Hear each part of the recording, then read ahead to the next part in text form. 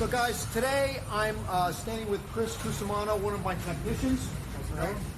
I'm going to turn this camera around in a second here. Hopefully I'm getting this video right because I'm holding it backwards. All right. But he's currently working on a Chevy Cruze, which has a small displacement turbocharged application called an Ecotech. Right. Down under this cover right here is a turbocharger assembly. You can actually see the shiny new parts. This vehicle actually came in setting a check engine light, or a malfunction indicator is what we call it, right, for a boost condition. In other words, it was lacking boost.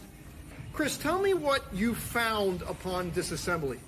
Well, when I took it apart, I saw a crack. If you see here where the wastegate port is, there's a crack at the top and the bottom, which is making the vehicle lose boost. So what does a wastegate do, Chris? Can I get a close-up of that? Yeah, go ahead.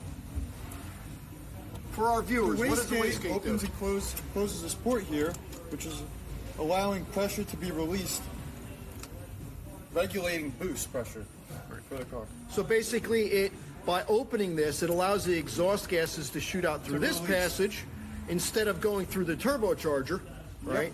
And then therefore, in turn, slowing the turbocharger down. All right. Well, you can see that crack's pretty big there. Yeah, right there on top. All right. I got some close-up pictures of this at the end. That's one there. I'm trying to get in here so I can see it correct. Yeah, thank you, Chris.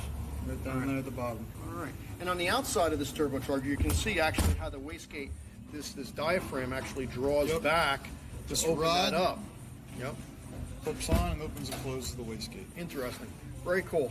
All right, so you're just getting ready to go out and take this out for quality control, clear the fault codes, and give it a good test? Yep. All right. Well, All be good. All right. Thank you, Chris.